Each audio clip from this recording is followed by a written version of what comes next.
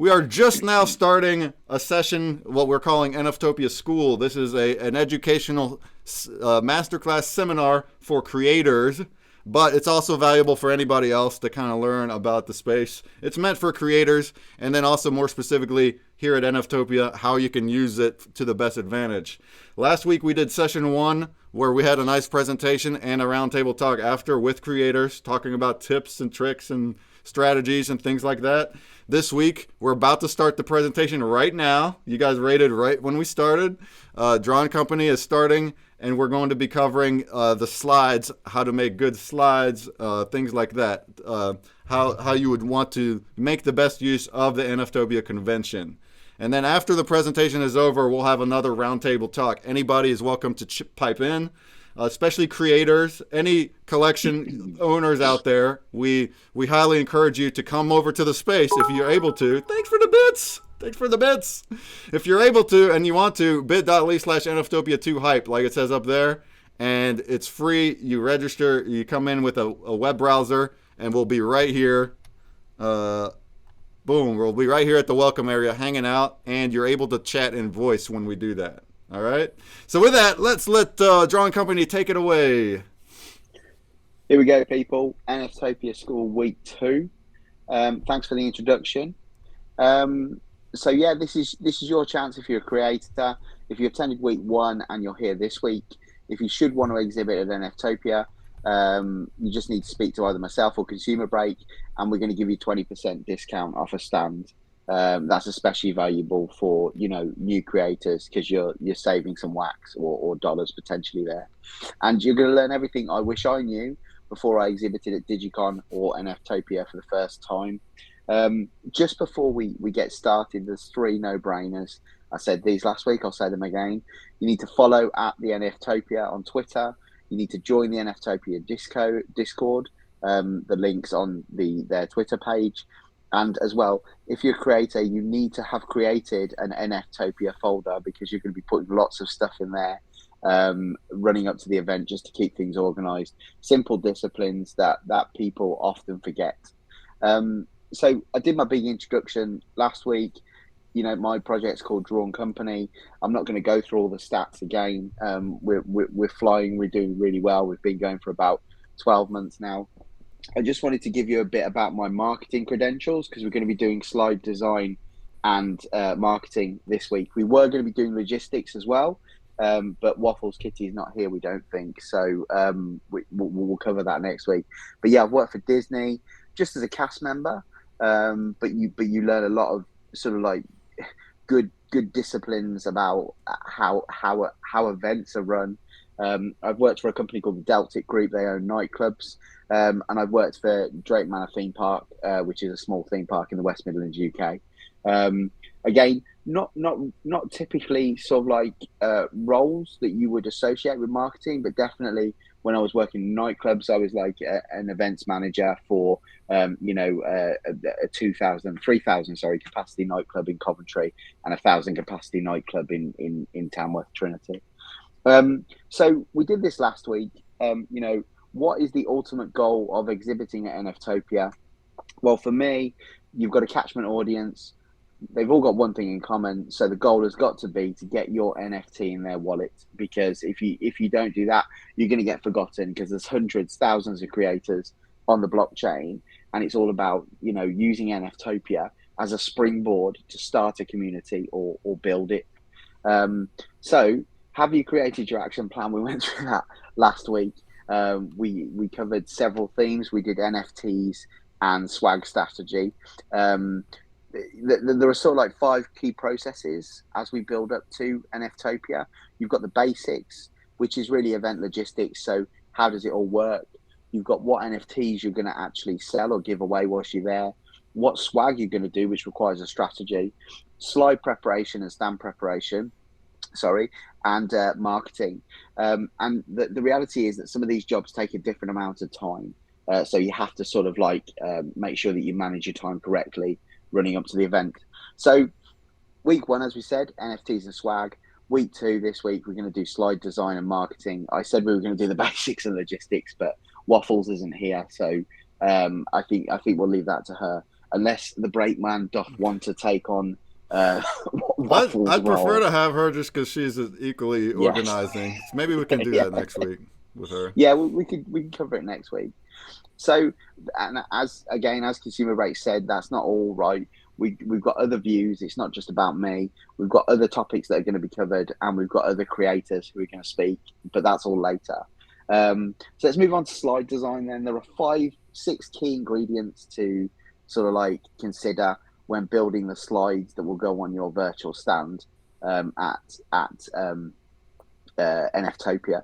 The first one's, what does best practice look like? The second one is less is more, question mark. We'll go through that in a minute. Third one's QR codes. The 4 is looking at using your slides for other purposes. Video is cooler, question mark or exclamation mark. And then we've got our key takeaways. So we're going to sum up at the end of this section. So best practice, I believe, and actually Consumer Break has got a completely contrasting view to this. I believe that video is better. I've had better results with video. I've got my video that I used for the last NFTopia. So it's interesting because there's no one answer. It's not like one size fits all. I'm giving you my experiences. And to be fair, when I developed this presentation originally, I did have a lot of input from other creators. I think video, because what I do is very kinetic and it moves, I think that video lends itself to my presentation. But yeah, there's sound on this as well. And this year we've got a voiceover guy, which is pretty exciting. So when we talk about best practice, so I've shown you what I deem as best practice. I'm going to show you some examples of stuff which really doesn't work, because before I moved on to doing video, I was doing slide-based booths. But these are 2 really bad examples of how not to set up a slide. So the one on the left, Digicon swag, for a start, you don't need to talk about the swag that's being given away, because people will be able to see what swag you're giving away at the swag terminal, which is completely separate. So you can do that. Doesn't need to take up real estate in your presentation. And then if you look at the horrific cluster FUCK that's on that side, it's just not clear. You really want your slides to look like miniature billboards. They need to just capture people. And there is one person who does this in particular very well, and I think this is Broken Dolls. Now, if we contrast to what we saw before, my slide there on the right, there's lots of text. I'm going into detail. You don't need that, right? We just need to show the product. We need to have a catchy headline, and then we've got a big QR code in both instances there. And I think that they just work for me. The first time I saw that, I was in awe. And again, one thing that I'd say, if you are a new creator or just an established creator, go and look at other stands and go and see what other people are doing, because there's always someone who's doing something better than what you're doing. So we move on to less is more, right? So you guys may or may not know what an elevator pitch is. An elevator pitch is when you are trying to basically either sell your services or acquire funding for what you want to do. And it's what they do on Dragon's Den. It's that 30-second pitch that sums up what your company or your brand does. So you need to think about that. You need to basically bottle everything that you do, or the vibe of what you do, into your NFTopia presentation. And with that, you're going to have clear messaging. You're going to have, I'll put usual visuals, that's a typo. You're going to have striking visuals. You're not going to want to overuse text. And as I said before, let's look at these slides. Let's look at the whole presentation as mini billboards. Essentially what you're trying to do is you're just trying to spark that person's interest. You don't want to overload them with information. You're providing links to do that. Or QR codes. Now, again, me and Consumer Break were talking about this earlier. Please use QR codes. They're quick and easy to create. They're convenient for users. And Sarah's got the data. The majority of people who come to Digicon are desktop users, which means they've got their phone to hand, so they can easily scan a QR code. You can just Google it to find somewhere that does QR codes. I use Adobe QR because I think they make the cleanest ones. All you have to do is sign up for an Adobe account, and then you can use that. I don't think you even need to sign up for an account. Actually, you can just There's a anyone lot can of use it. free ones. Yeah, but But there's yeah, to go with this QR code, so basically the booth also has the links to input, and they show up on the table, right? And people can click on them. But yeah, the QR code, and you're right. If you're a desktop user, you're able to scan your computer monitor just like that. Now it's on your phone. And if you can utilize both, you can put your main links on your booth slides where anyone can click them. They can even go, see, they don't even have to go to your booth for that technically. They can go right here and see the booths yeah, down here and click the links. But if you put it onto a QR code, embed that into a slide, the only way to get it then is to actually go in through the slides and click them or scan them. And then especially if it's some kind of trinket, a special drop or something, and you tell people, hey, it is here, it's in my slides, you gotta go get it, then that's something that will incentivize people to go get it. yeah. And then same thing with just like information. If it has a link, you might as well put it there. If it's not going to be in your desk links, you might as well put a QR code there, just in case that anyone's interested.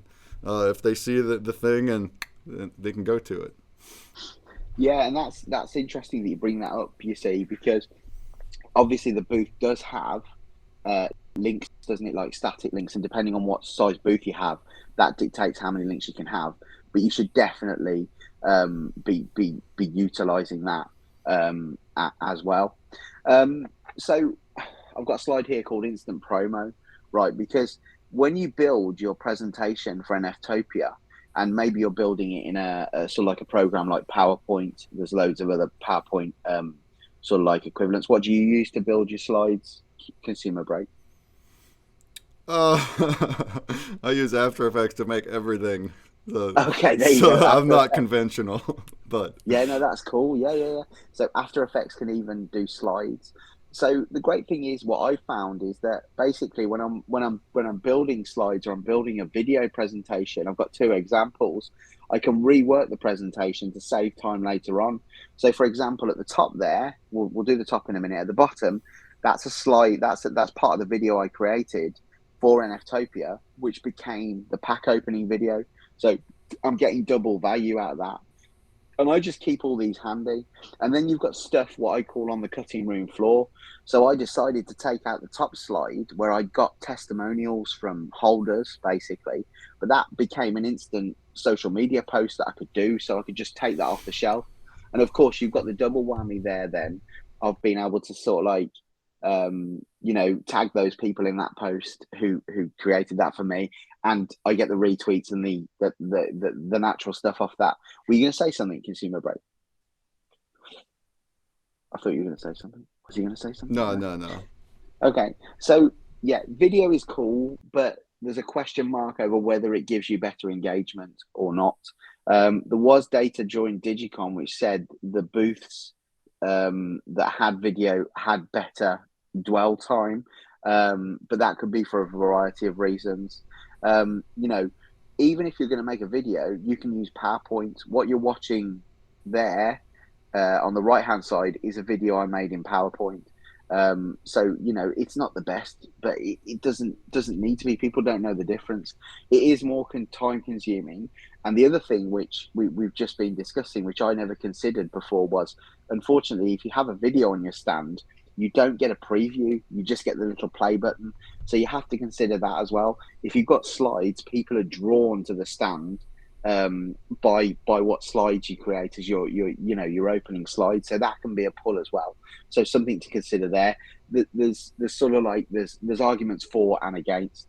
So the key takeaways from this section, right, is KISS, right, which is keep it simple, stupid. So we want clear messaging. Don't confuse people. Let's just concentrate on one thing for NFTopia, because you're just trying to onboard someone to your brand, right? When you're sort of like doing a call to action, like Consumer Breaks talking about with his NFT, you should be looking as a minimum to get social follows. But of course, you can use the QR code to link to a drop. You can get people to download for free, but again, we said last week, sometimes that can be open to abuse, because once a link's out there, it doesn't matter if it's just on your stand at NFTOPIA, people pass it around. So a lot of people get their hands on your drop that you don't want to, and that doesn't help anyone. The worst case scenario is that you have 1,000 NFTs minted from that free drop Yeah, because it wasn't for restricted. a free drop link. We talked Yeah, about that last week. You probably don't want yeah, to yeah, use yeah. free drop links, but Just people are willing to pay 2 or 3 wax, 5 wax yeah. even for a new project, because people are looking for something new to collect. I think video is more engaging, but the the debates over there. Oh, Um, yeah, let's talk I, about that a little. I agree that video is engaging. It also kind of but it, depends on the project. Like you say, you yeah, have, like, if you have really engaging videos like yours, you have trailers made with animation. That's a whole lot yeah, different than something that's not quite as in depth. The yeah, the man. pros of the images is you have multiple slides. You can put as much as you want because you can't have both. You can't have both videos and images unless you have the big large booth. Then you can. But so you have to choose one. So if you choose video, you only have one video. There's no thumbnail on it, so whenever people walk by your booth, they just see a play button, which maybe that will change in the future. But for now, that's what it is. And yeah, if you were wanting to do like a QR code or anything like that, it's like you'd have to have it on the screen for a set time, and it just depends. It depends on what your content is. But the images work well to have various topics on different slides, and you can put QR Yeah, codes on them. And then also, yeah, I really like that you can see what the first slide is on the booth whenever you walk by without even looking at it. So that's like a good way to 100%. capture attention there. 100%. So there's pros for and against. So one thing you need to consider as well when designing your presentation, and I know this might be not something people consider, but is your availability, right? Because you've got the curse of the time zone.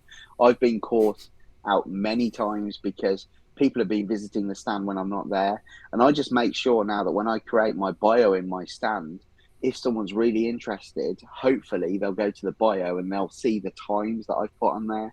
Again, you could put that in your slideshow. I'll be on the booth between such and such times. If you like what you see, contact me on Twitter, or wait for those times. Nice. And this is important, right?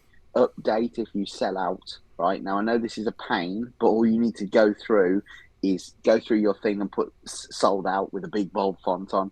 There's 2 reasons for this. One, it saves people the fuss of going to the drop and realizing it's sold out. Two, you're instantly creating a bit of FOMO because people are thinking, "Wow, this person's sold out already." And I think that's just an interesting touch. I always do it, even with my videos. I'll have a version that is just plain, and Okay. then I'll have a version that includes sold out on. I know you shouldn't do that, and I'm showing you far too much of the black box now for my liking, but that's the That's case. a good tip. So always be prepared for all eventualities.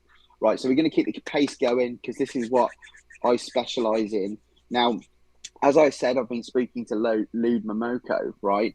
He operates on a completely different level. So to me, he has got proper marketing knowledge. I've just got sort of like what I would call peppercorn marketing knowledge, but I sort of know I know enough about what I'm talking about to be able to pass on what I know to people who are new to the space.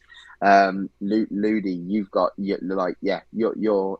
on another level, and I absolutely love it. Nice. So let's look at the basics in this section. We're going to look at tagging NFTopia. Again, it's a bugbear. The GIF is king. The NFTopia takeovers, because they're my favorite part of NFTopia for Drawn Company anyway. Social activities, the latest Twitter marketing advice, and their algorithm, which has come from Lou Momoko, and you are credited in the in that slide. We're going to look at some best practice. We're going to talk a bit about community, but community is a massive subject. Let's not try and confuse marketing and community, right? And then I'm going to do a short case study. So we talked about it last week, tagging at the NFTopia, right? Facepalm, people still aren't doing it, even though we told people to do it last week. That there hasn't been the uplift in tweets that I'd hope. So coming up to NFTopia, tweet, tweet, tweet. But again, Lude Momoko would say, really, there are certain times where you want to be sort of like tweeting to optimize your reach. Now, for the majority of small creators, that's sort of like, he will hopefully tell you about that later on. But just get the tweets out there. But you can get decked by Twitter for doing too many tweets. So, maybe just restrict yourself to doing 2 tweets a day. You have to beware of shadow banning. So if you tweet too much in a short space of time and abuse hashtags, so you're putting the same hashtags in the same tweets and tagging the same people, Twitter doesn't like that either. But tag everything that's related to the NFTopia. And I'm sort of contradicting myself, aren't I? But sort of like, if you're doing stuff in a well sort of measured way and you're doing 2 tweets a day, 3 tweets maybe maximum, tag them in it, because there's a good chance you're going to get retweeted, and then you're going out and there's a good chance you'll get retweeted or liked again. This applies before, during, and after. So don't just think it's just during the event. In the run up to the event, I've got a tweet which I'll show you from way back. I tagged the NFTopia and I got the retweet. And there's a bit of a lull here because Waffles Kitty messaged me after about 4 weeks of me tweeting the wrong NFTopia and said, yeah, you've been retweeting the wrong NFTopia, which is great, isn't it? Because I'm now delivering a marketing seminar on tagging the NFTopia. Make sure you hit the right account. So there you go. Make sure it's the right account. So we showed this slide last week. This is how I start a marketing campaign. So I'm very fluid with my marketing. As soon as I create something, I put it on Twitter. Again, I don't do this all the time, but when I'm doing my 1 or 2 tweets a day in a structured fashion, then I'll sort of like show people what I've been doing and get a reaction without telling them. I'm showing you what I'm doing to get a reaction. But at the same time, the 2 at the top there, that was when Digicon was running, and I was tagging in Digicon and I was building up hype because people were wondering what was going on before I did the big reveal. And, it just generates a bit of excitement. Another example of a tweet that I've been doing recently where I'm just constructing stuff and building as I go is where I'd come up with adding the retro theme into series 4, which is my drop, which is coming out at NFTopia. And I just dropped the background on Twitter. And, it gets a bit of a reaction. It's just a bit of fun. It's content. Social content is king. And I want to show you 2 examples of tweets where I've tagged. So if we saw the last one there, I had 321 engagements on a tweet that I didn't tag NFTopia in. But if you look at the one where I've tagged NFTopia, and this was done, when was it done? 29th of March for Series 4 there. You can see I've got 611 views there. That's great because I'm instantly boosting my views just for tagging the bloody account. The same here. This is one of my, official announcements for an old Digicon, and I had 806 views there. 13 retweets and 17 likes. You have to be careful, and we'll get onto the algorithm at the minute about using links at the minute. Neither of those tweets include links, and that'll become important in a minute. So guys, the GIF is king, right? Even if you have a project which is predominantly flat artwork, 2D artwork, you can make GIFs quickly and effectively on easygif.com, and it really pops in a social feed. And these are some of my favorites. So if you look at that top one there, the drop is live. That's just 2 frames. So and then I put it into easygif.com, and it creates something that's animated, and it looks like you put a lot more effort in than you have. The one next door is 5 or 6 frames. You've got my Dildicons at the minute because that's my PFP project that I'm doing. It just pops. It just makes people stand up and listen. And I've been doing it right since Series 2 because I noticed that basically I get better engagement when I use a GIF. Now we're going to talk a bit about the takeovers, right? So NFTopia gives you the opportunity to have a booth and a space. And I organise a takeover on the booth, and I've done this since Digicon, where basically I invite people to the booth, and there's lots of bonuses. Now you have the bonus of consumer break, at the helm, and he does a tour of everybody's stand, which I think is absolutely beautiful. So everybody gets the chance to have their own, Yeah, their you own know, hour of it. Yeah, a their own takeover is hour.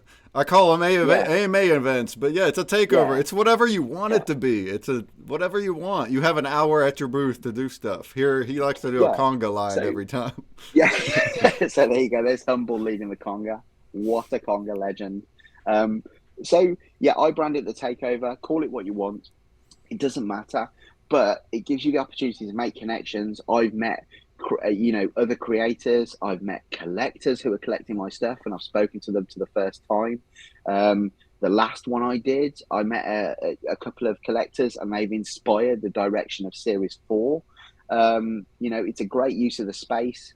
What one tool I do use, and this is Humble's not only leading the conga, but he also has superb marketing ideas as well. He started using survey software to do whitelists. So I use SurveyMonkey to do drops at the takeover. So people have to come, they have to fill out the survey, and then literally I export the Excel and I drop all the wallets into the drop, and then we do the drop at the end of the takeover. And I think we'll see some data in a minute, because I'm a real hobby master. And one thing I would say, I mean, Humble's leading the conga there. I always like to have Humble with me at the takeovers, and hopefully he'll want to turn up this time. But get friends to help you and plan it a bit like a radio show. Think, I've got an hour of entertainment that I need to do here. Let's fill it with giveaways. Let's fill it with fun activities for people to do. So, there we go. Here's the data. So the last time I did a takeover, I asked them to provide their WAM in the survey, but I also asked them a few questions just to find out where people were at. And I've got some absolute gems there. The one in the center is Naked Chris is now more popular than Karen, which is a shocker because Karen's meant to be my main character. 28% of the people that came to the takeover, which isn't very high actually, did not own DC NFTs. So that means that people who are coming to the takeover, 72% of them already were holders. Again, that's a gem, isn't it? And we had 54 accounts whitelisted for the free drop that I did there. It's just really useful. It adds an extra layer to what you're doing. One thing that I do as well, which you'll see in the next couple of weeks, so give me a follow on Twitter, is the Discord takeover. So this is a pre-event activity I do, and basically I whitelist people for completing a task, and that task is to say something in general, so the general chat of the NFTOPIA Discord, plus in my channel where they put their WAM, and then I whitelist them. It's really fun. So I had a theme a couple of Digicons ago, which was called Mysterious Booty. So I got everyone from Twitter to join the Discord and basically say, I'm just here for the booty. So the general chat for like a couple of hours was just people saying, I'm here for the booty with pirate gifts, which was just fun. And it does what we do best at Drawn Company. We were, we had good engagement, and we caused a bit of chaos, which I love. And back to gifts, right? So these are my takeover gifts. They're slightly more complicated, but I'll be creating a takeover gift for both of the takeovers that I'm doing, showing the NFT that the people can get if they choose to come, or just like informing them about what we're doing. There it goes. That one's simple on the right there. Karen is giving away 500 Keshi toys, and it pops and it worked. So now we move on to Lude Momoko, the legend that is. Now he shared a tweet a few weeks ago, and he reminded me of this week when we started talking about marketing. And I don't want to bombard you with all the wiring, but there's a lovely summary of what the Twitter algorithm is looking for at the minute, and there's some absolute gems in here, right? So Twitter, would you believe, views likes above retweets and above replies. So you want to be getting people to like your social posts, right? Don't ask for retweets anymore because the algorithm just ignores it. We're looking for those likes. You are clustered. I've been saying this for 10 damn years, right? I've been saying it to everybody since we started. We're in silos, right? I've never connected with Lude Momoko before because he's not in my Twitter silo, right? He's in another Twitter silo, even though he's on Wax, right? We've connected via Discord and via other means. posting outside it hurts, and that's true. So like trying to get outside your cluster, right, with your tweets is difficult, right? You can do it if big accounts are retweeting you, but only if big accounts are retweeting you. Links hurt, and that was going back to what I was saying. Avoid links, right? And I'll show you a clever way to avoid links with my friend Time Traveler, who's here at the minute. In just a minute. If people mute you or they unfollow you, it's going to hurt. Obviously, misinformation is down ranked. They have an algorithm for spotting misinformation. Images and videos help. Again, going back to using GIFs, images, and videos. And Blue extends your reach. I pay for Blue. That's outside of most people's means, but it's essential for me in the way I'm building my brand, which is a marketing led brand. And avoid making up words or misspelling, which is interesting because I've made up a word for one of my drops, which is Dildicon. So I'm trying to craft tweets without using the word Dildicon now. But yeah, those are key takeaways. Thanks, Ludi, for passing that on and then reminding me of it, because I think it's absolutely priceless. Let's look at some best practice now. Now, these are fairly old. When I collect best practice, and I'm doing it at the minute again, I just look for examples of stuff which is really cool, right? So both of these images, one's a Happy Wex Wednesday, one's a Chiffybots return to Digicon 11. I've never met Chiffybots, but I love both of those because they're simple and they have clear messaging and they're not overloaded with text. But we get a good idea of what each of those NFT collections is going to be about. I'm drawn in and I want to know more from those. So we said, didn't we? Links hurt. So how do we get around that? Well, what I'm going to be doing in the build up to Series 4 is having one core tweet that I'll remain as a pin tweet, right? And I'll have all the links that I need in that tweet, right? So I'll pin a tweet with links. I mean, there's no links in this one that you're looking at there. This is just my pin tweet because it's showing you my mini roadmap with what I'm doing with Series 4. And then what you do is you get giveaway tweets to retweet your pin tweet. So that one, you sort of like gain off the fact that that tweet that's pinned has more retweets and likes than it probably would do naturally. It's a bit of a black hat way of doing it, but it's not against the rules in any way. Ludi will come on later on and say, actually, Twitter will know. But as you can see here, this was a tweet I posted on the 12th of April, which is only 3 days ago. And I've got 24 retweets and 29 likes just from pointing people towards that tweet or even embedding that tweet in other tweets. That's something you'll see people doing a lot. So, yeah, drawn company best practice then. GMs, people love a GM, right? So do a GM that's on brand with what you do. I did my sticker drop on Friday. I've got a lovely GM which stuck for the whole day. I've got 589, views, 14 likes, and eight retweets. Not massive on there, but that was something that I worked on from the morning through the day. We got Happy Sunday, and then we've got again going back to sort of like this using stuff elsewhere. That's the pack opening for Dildicons, but it makes a great social content as well. I didn't drop that until I'd done the pack opening when that video was on, but I used that thing again. I made it once and I thought, well, I can use this again now, and it will be used again for the official pack opening. I can go back into After Effects and just change the color of the robot there. Let's go back to Ludi here with his another gem, which is just go to Google and type in what are the best wax NFT hashtags, and he'll clarify what you actually have to type in. But basically leads you to different websites which tell you what sort of like the best hashtags to use in your tweets are at the minute for what you're doing. And as you can see there's no surprise. There's NFT community, NFT art. Maybe you guys want to be looking at the wax sphere. So we've got wax NFT, we've got wax P. Those are ones I use wax commonly. Fan, wax community, wax fam, we use a lot. Yeah. Wax Wednesday as well. We'll get onto Wax Wednesday in a minute. Wax Wednesday is a great launch pad.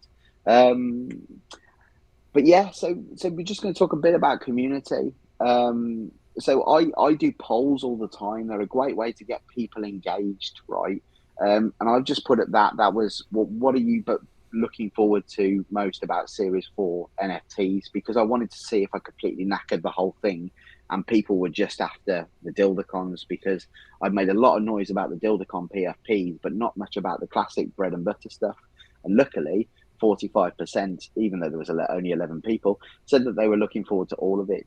But this is interesting for a creator, because you could ask your community the question, what would you like to see from us at NFTOPIA? Give them some options and let them comment as well, because they'll soon tell you. They'll soon tell you if they want free drops, which we're going to try and avoid. But, whether they want to see, a pack drop or blends, that type of thing. Keep it simple, keep it stupid, as we said before. Let's move on to another aspect of community, which this is an absolute gem, right? Basically, I've started doing, because I've got a character who's she's arrived in the office and everybody is convinced that she works for the CIA or she's part of the deep state or something like that. She only appears in one panel, but we're going to be doing something with her later on. So we started off by saying, okay, well, how can I use that character? Well, I just did a classic, that one in the center there. I did a word search. And it was downloaded and completed 46 times. And then I was able to airdrop an NFT into the completer's wallet. I then went on and did the naked dot to dot, didn't go down so well. But the spot the difference and the puzzle maze this week absolutely flew out the door. And I'm seeing people comment on it and people saying it's cool because it's just something fun. Like, I'm not charging for that. It's like it's just fun, and that's what drawn companies about. So if you can come up with something similar along those lines, I mean, take the idea, do it with your community, try and do a word search, because you think in the day of technology people wouldn't be interested. And you know what the thing is, this is why it's a great sort of like almost like a mini innovation case study. If the first one hadn't have worked, I'd have just stopped and nobody would have thought anything less of me, because I was just trying something different. But it's all about trying stuff, seeing what works, and then just doing more of it. Simples. Were you gonna pipe in there, Breakman? Mm-mm. No. No, you got it good. Okay. So this is the last bit of the presentation, and then I will shut my gob, right? But I want to talk just about the importance of promo drops, right? I did a promo drop on Friday. So I said last night. So it was Friday night. I did. Was it last night? Was it last night? Yeah, no, it was last night, wasn't it? Bloody hell, a lot of water's gone under the bridge since then.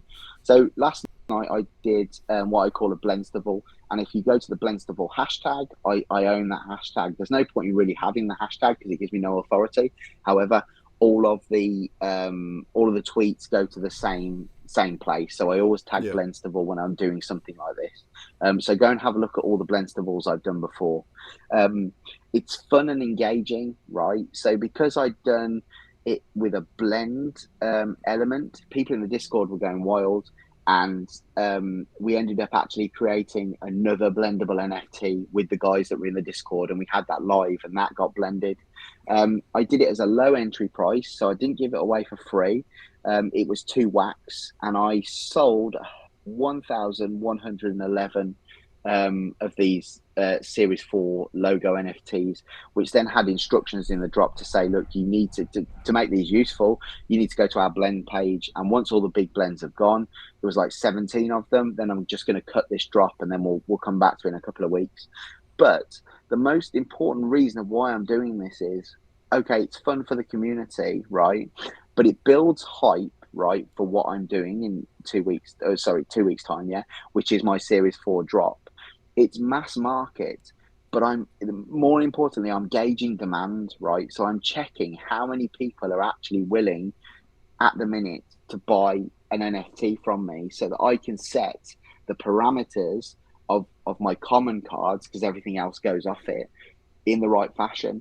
So what I found is that, and this is sort of like a completely separate thing, but I'm sort of limiting the amount of commons, which obviously means it makes the other rarities less.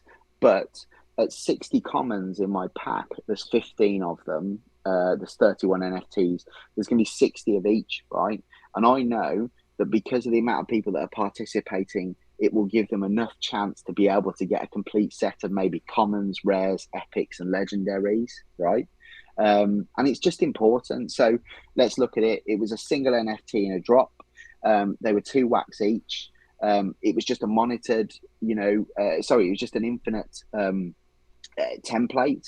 I had infinite commons, so you had to get 2 commons to blend the Ryan, and then you had to get 2 Ryans to blend the ultimate, and then I capped that at 20, which is just a gift. Again, people love collecting stickers. I can't preach about stickers enough. So yeah, and another thing, when I was sitting here last week with you, I had no idea that I was going to be doing this drop this week. I knew I was going to be doing a promo drop, but I wanted to try something different. I did, and it worked. So on Tuesday, you got my first tweet there. Then we had Time Traveler. Again, this is where I'm bringing in Time Traveler. Time Traveler does awesome giveaways on the Wax blockchain. He supports lots of artists. And what I try and do is if Time Traveler wants to do a giveaway, or I approach Time Traveler, I always get him to retweet my pin tweet, because then I'm getting that value on. I don't really care about the follows. I mean, I always get the follow. But we retweet that pinned, and then you've got the launch day GM, and that's a nice sort of like package in a 7-day period to sort of like bring enough people to the furore. I mean, I did an at everyone on Discord to tell everyone, but this is the bread and butter. This is sort of like, this is the black box you're seeing inside now. Mm-hmm. So the importance of promo drops, let's just sum it up. I sold 1,111 NFTs last night, which is crazy. 144 blends were completed. I had 13 unique users in the drop, because I was able to get the drop data and I can analyze that afterwards. But also you can investigate the schema, right? And we'll have a look at that in a minute, because this is another sort of tip that people don't know. So at the minute, the Series 4 promo stickers are in 96 holders' wallets, but I've done 3 promo drops so far. I did an initial one. I did the Dildicons stickers, and now I've moved on to the actual core Series 4 thing. So yeah, this is where you can really get some good data that you might not know. If you just go to Atomic Hub, you'll see that you can search via NFTs, templates, and schemas. And if you go down to the bottom of that page, you can see the accounts that are holding those either the schema or the NFT. In this case, it's the schema. And I can see that, look, Nifty Blocks has still got 153, which means they're in the ether. But we're looking at accounts that have got 64, 62, 60, 58, 50, 47, and so on, right? So that means that when I do sort of like maybe a loyalty drop, I'm possibly looking at putting the entry level just below, sort of like, I'd probably set it at 40. So say if I wanted to give away for a free NFT for people who are holding lots of the schema, I would say hold 40 NFTs and you can claim this. They're limited to 20, because I know that there's only 1, 2, 3, 4, 5, 6, 7 people holding above 40. So hopefully that's going to stimulate some extra sales elsewhere for people to bring that up. And obviously that will be on secondary. Good luck, everyone. Right, I am going to shut up now, because that was it, and I hope you enjoyed it. Please use and abuse me. Right, ask me questions. I want people to ask me questions. I'm quite altruistic as a person.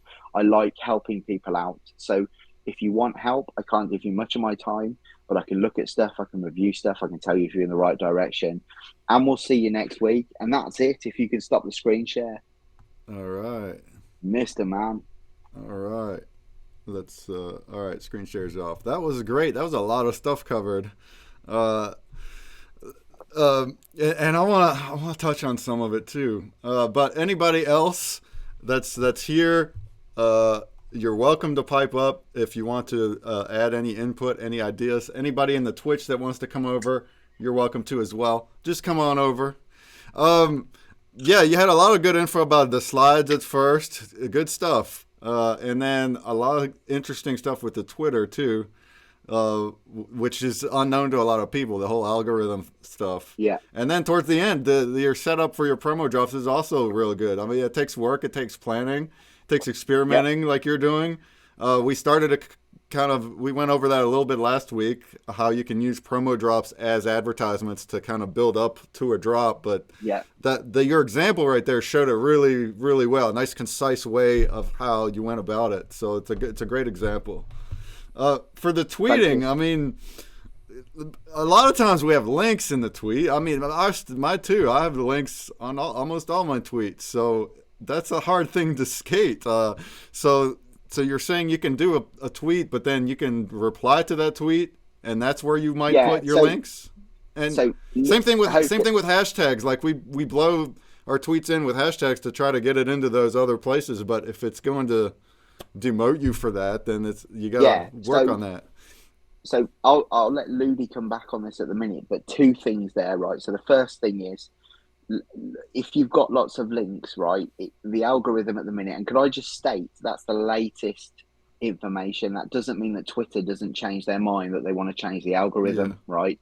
And a great example of this is when I had contact with people that used to work in marketing agencies or ad agencies, the big blue chip advertising agencies on the planet employ teams of people to look at what Google is saying that week, because they used to update, they still do, I guess, update their guidance every week on what was good and what was bad, right? So they were constantly having to evolve and change, right?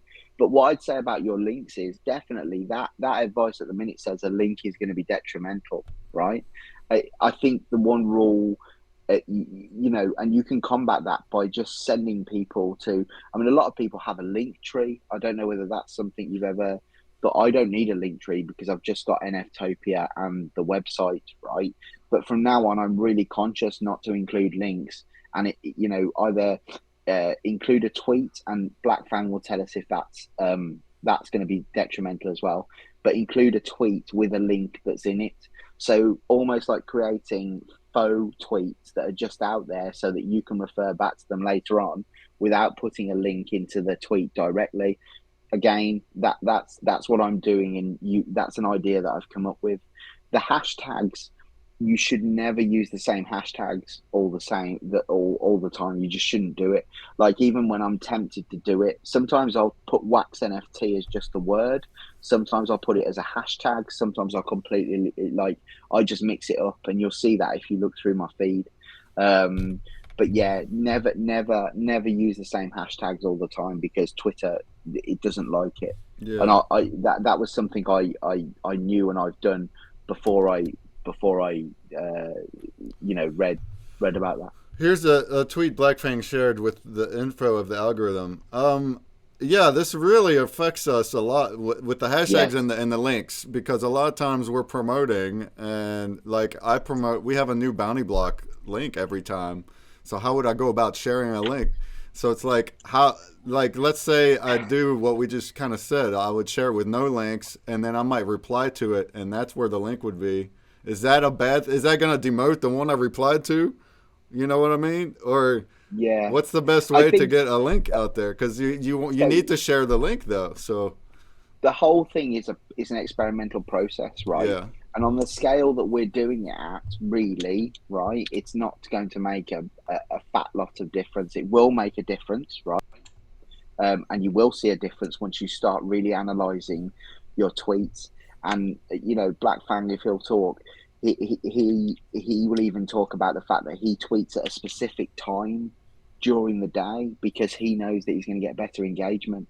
So it's a minefield, and really, you can look at that advice. Don't take it verbatim. Just take it as information. You've got to carry on doing what you're doing, right? Yeah. You've got to just be savvier. You've got to be more savvy about it, I think.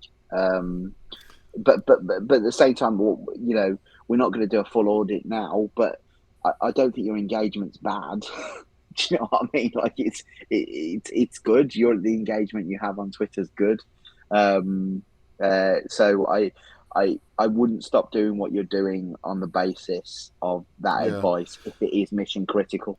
You mentioned earlier. Well, first off, Black Fang says if you're going to launch something big that has a nice video, you can drop your link in the tweet. You can pin that and leave that as the one with the link. Yeah, there you go. For example, I do a weekly tweet which is pinned, and that has our weekly collab and bounty block. but Yeah. that bounty block link is there. And I mean, I also, consumerbreak.com. Like, so I'm going to be more conscious about this. But everybody else, you might want to read into the algorithm, because you don't want to get suppressed by the algorithm. But you had mentioned a strategy is to point your community to the tweet to retweet it. You can use bounty block for that. For you guys that aren't using bounty block contests very much, now you have to have prizes. You have to be a giveaway thing, But if you do giveaways and you're not using it, you should look into it, because you can choose whatever the entries are, and one of them, like, they have the retweet, the like, and the comment option. They're all there.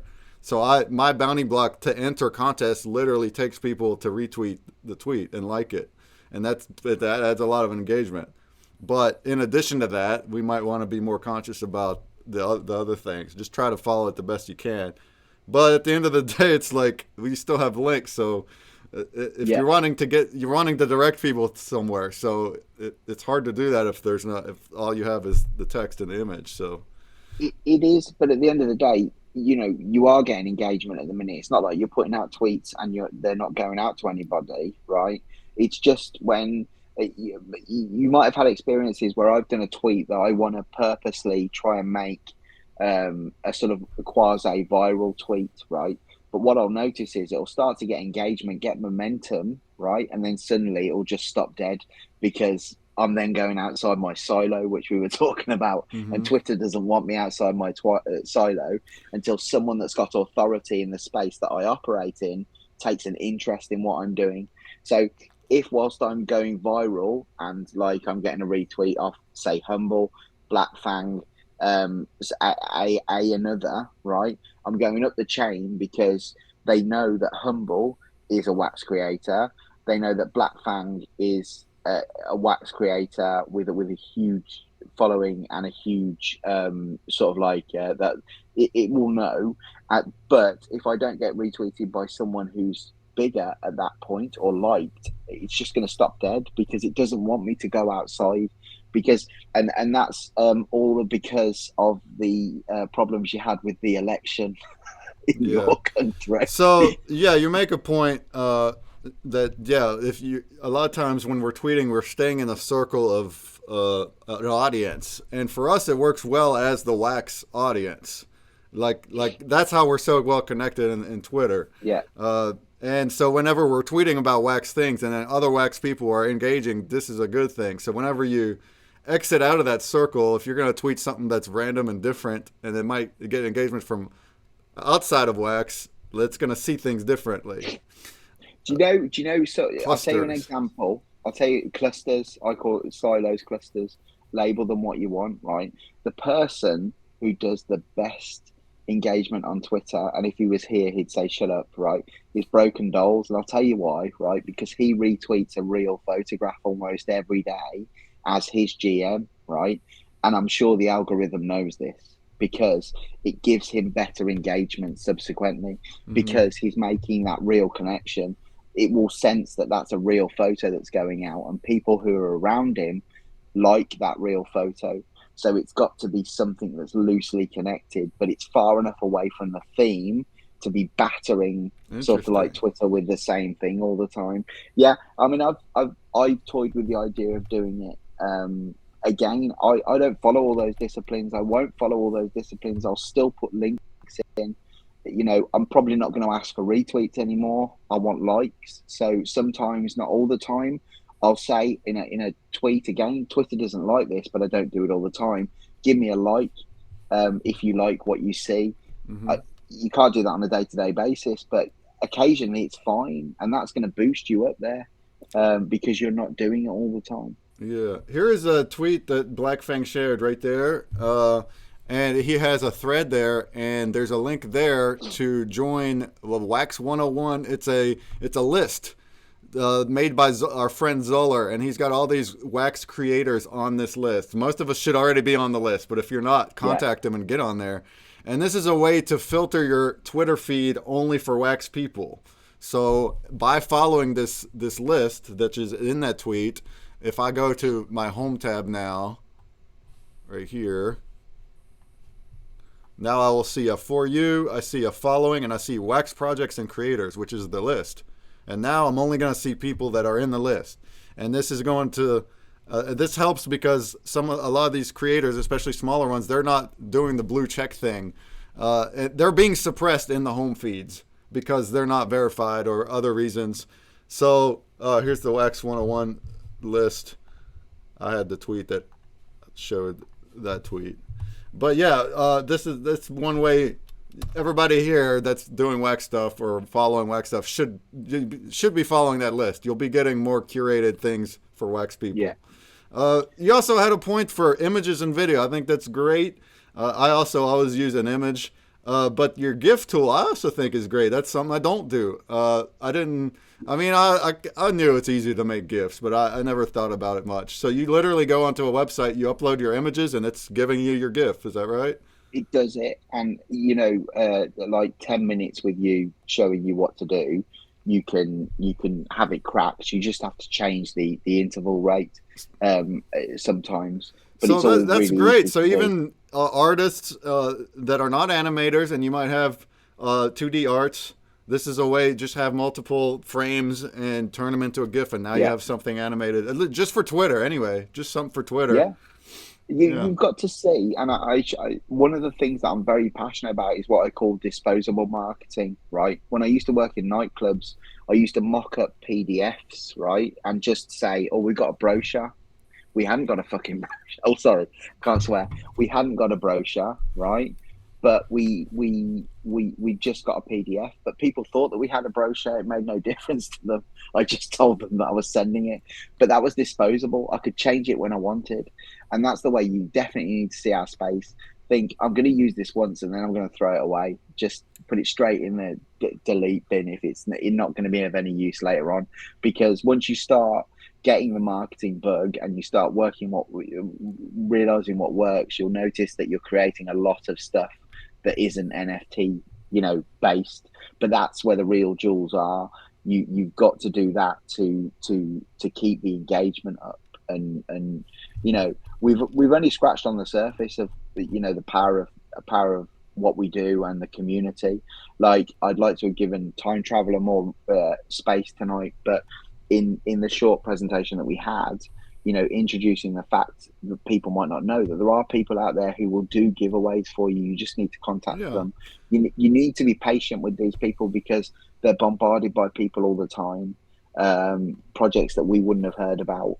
It was a good couple of months before I managed to contact Time Traveler and sort of like get him interested enough in what I did for him to do giveaways. It doesn't just happen. You have to be persistent and you have to be patient. Yeah, and there's multiple people that I'm one of them too. I give away stuff all the time on streams, and you're welcome to donate to me. But along with what I do and other streamers do, you could take it up another level. And I highly encourage creators to go and contact interviews and get on an AMA interview with them. So like I'm one, BDAO is a really good one, and then there's other ones too. And this is how kind of our collection got a little bit of foot. About a year ago, is I became more proactive, and I went on streams and did interviews, and the next thing you know, I'm collaborating with all these projects. So it's which is kind of what NFTOPIA is too. It's just an all-in-one convention for it. But all through the year, you can go and do interviews anytime, especially if you're a new creator and you've never done one. Absolutely. But anytime you have big news, some kind of really big drop, some kind of a big season, a new season, something like that, that you want to update, then you can just reach out and they'll have you back on. Neon Space and Left House, that's what I've done. So that's a good tip. And I mean, I sort of, I know I talk about what I do a lot, but when I'm not sure about what I do, right, I'm one of the most shyest person like on the planet. I'm not very good at communicating. I got sacked from Games Workshop because, listen to this, people, right? Games Workshop, the miniature figure people, the area manager told me I didn't have an imagination, and I told him that until he teaches me the game, I can't create scenarios with kids in the store to like get them hooked. But anyway, separate story and a separate rant, right? I can't remember where I was going with that, but let's go to Blackfang, what he says, right? He wanted to add on the marketing plan on Twitter, the most important is to tweet original different and consistent tweets, right? So that's another bit of gold that he's giving us there. People would pay money for this in the real world, people. So you're getting gold, right?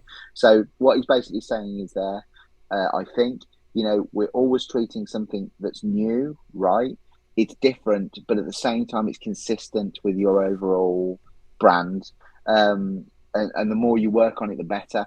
You're not going to get there in one sweep. I just do it standing on my head now because I've got years of working on social media, like when I was in nightclubs. There's a lot of foundations there. It takes a lot of experimenting. Here we go. Scheduling tweets is always smart if you have a big picture type of marketing strategy. Again, gold, right? You can schedule tweets to go out at a certain time. Focus on your audience time zone. Again, don't have GMs going out when the people aren't getting up.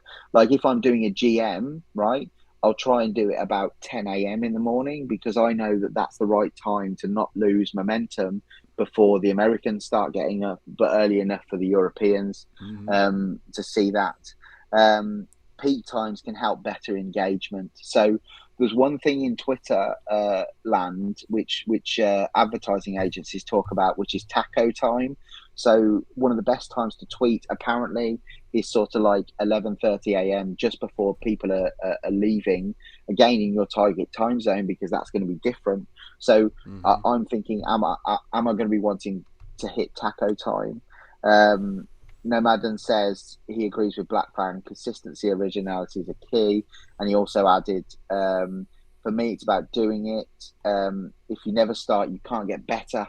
Just get started, right? Get going. Get experiment. And listen seriously. If you've got any questions, Black Fang will take a question. Breakman will take a question. Humble will take a question. Time Traveler will take a question. I'll definitely take questions. Like, just ask. Start experimenting with stuff, because there's the biggest innovation consultancy on the planet are called IDEO, right? And they've created some absolutely beautiful devices through a process called ideation, right? And the one key takeaway from what they do is that you have to fail sooner to succeed quicker, right? You're not going to succeed without failing. And that's why I've made Drawn Company a success in its own thing, because I've tried stuff, and if it hasn't worked, I've moved on to the next thing.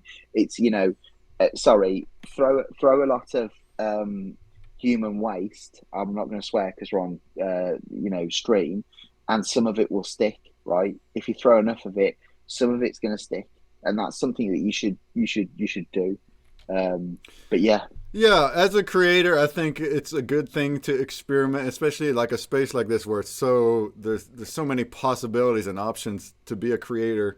But then also like learn from others too, because you don't have to be alone. A lot of us have done the mistakes and have done the same kind of experimentation that you can learn from. So as far as your own collection goes and what you want to do with it, that's still your own creative, but like best practices and things like that, you can learn from others, whether it be from these school sessions, hopefully, or just talk to creators. Like we said last week, get yourself a buddy, make friends, and start DMing one-on-one with some people about your collection, about your ideas, your strategies. Somebody that will bounce things off of you, and that will make things really well. The link to join Inverse is at bit.ly/NFTOPIA2hype. Welcome. Come on over. I think that as well. I've got a wicked case study going on at the minute because I'm helping Waffles Kitty sort out her stuff for NFTOPIA. So that's been really interesting. And the one thing I said to us, one of the innovation tools that we use in real life where I work is what's called Ask 7 People, right? Now you can apply this to any aspect of your life. If you ask 7 people, that's enough people to have enough opinions from different people on a subject matter to be able to find the commonality, right? You only need to ask 7. You will find that the majority of those people will say something that's pretty similar, and you'll be able to sort of like make your own judgment from that. The same goes for the news, right? So if you want to get the real news story, you have to go to the extremes. So if I want a real news story on something that's going on in the States, right, I want to see the New York Times's take on it. I want to see Fox's take on it. I want to see CNN's take on it. I want to see NBC's take on it. Then I want to see a couple of British papers' take on it, right? And then from that, I'll get some truth which lies in all of the stories that are going on there. So you'll have extreme views on the different platforms which have different audiences, and then you'll have sort of like the constant, and you'll be able to then make your own judgment about what the real news story is there. Yeah, So that's a yeah, good take. And so the same deal um, with feedback from other people. And if you have a community, yeah, ask them, ask your community what yeah, they want. 100%. Yeah. 100%. But just finishing that off, the interesting thing was I kept on saying to Waffles, please go and speak to other people because they will tell you completely something different to what I'm telling you. They might contradict me and you might come back and I might learn something. So I'm learning stuff from that process because what Hey, I'm that's telling good you too. is Black wrong. Fang, Every day's a school day. you can also discover that some days of the week have better engagement rate, or some layouts are better. He said to use Twitter analytics to view engagement rate. And using that engagement rate, you can test and experiment what works best with your community. Very, very good tips. Also, don't be afraid to lose followers. Once you become more active, it's a lengthy process, and in a bear market, it's a longer road. People unfollow you all the time too, so don't, especially if you do contests with follows, okay, like me a lot. If you're doing bounty blocks to get follows, expect it to go back down too, and that's fine. Yeah, Like, yeah, it's yeah. okay. It's they follow, they get in the contest, then they unfollow. It is what it is. If they like what you do, they'll stay followed. Don't be discouraged by things like that. So sorry, just to correct you there. What I gave was tips, right? What Black Fang is doing is consultancy. You would pay for this in the market, Yeah. people. There's a marked difference of what's going on here because these are like Well, these are thank you amazing very much tips. for the consulting tips there. Very happy to have you. Hey, this is great conversation, great tips. I also want to talk more about the slides, but or anything else. If anybody wants to pipe in, you can. But I also want to now, really quick, post some new points links. So we talked at the beginning of the stream that we have a badge you can claim. You can click the top link here to get the badge if you didn't already. If you click that one, it's going to ask for your email. Then you can check your email, click the link in there, and you'll get your badge. Then once you have your badge, you can click these other two links. I got two in there. One's going to give you 2 points. One will give you 4 points, and it will add it to your badge. And that's about it. But if anybody's got questions about that or problems, let me know. But basically, you'll just get a cool looking badge, and we're adding points to it. And I'll share some more later too. And come on, let's have some questions. Go on, put your hand up. Type it in there. Type it in there in the chat. Yeah. If anyone got questions or specific thoughts, get it to us now while we're in school, while we're in session. Let's rewind a little towards the. Oh, and then we got raid. All right, welcome, Nessie Iceberg. Welcome to the school. Welcome, Raiders. Anybody is welcome, of course, to come into the space. Just like last week, we had an awesome presentation, which is finished now. But now we're sitting here talking about all these cool things we learned. Really cool things we learned. Really good tips about marketing and Twitter and setting up your slides. So if any creators especially wanted to pipe in about tips and marketing and strategies, you're welcome to.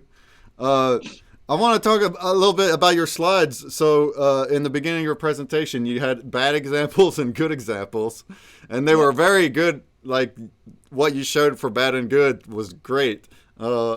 In fact, I don't think the bad ones was too bad, but yeah, they had a lot of text. The points that you said about them were well said.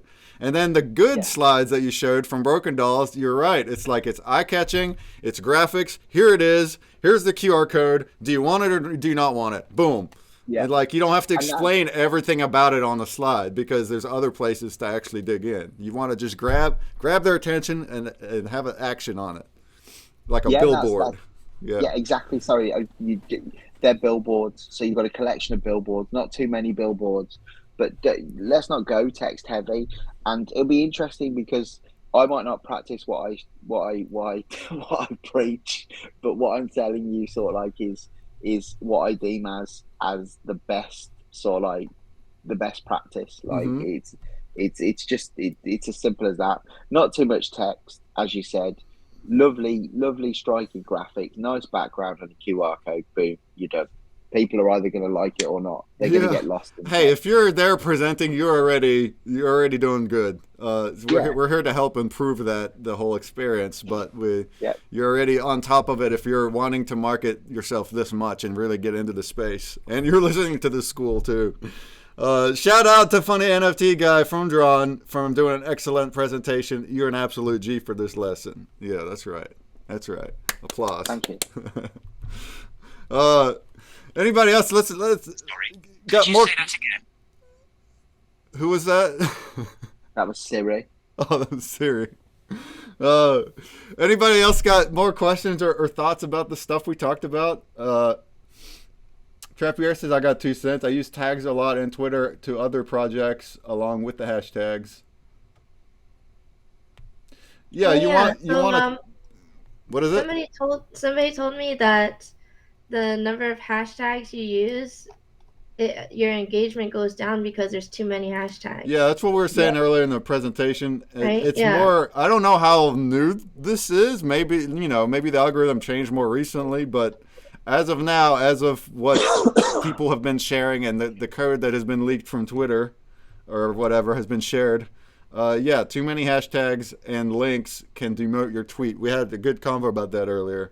And Yeah, I that have a can link for that. affect us, especially when our Twitters are used as marketing and advertising, and we are wanting to point people to places like links. This is things that we need to consider now. You don't want your tweets to be demoted, so maybe you have to experiment a little bit. Maybe you have to Yeah. figure out better practices about things. Maybe. And we had talked about maybe put your links in replies and things like that, so you have a main.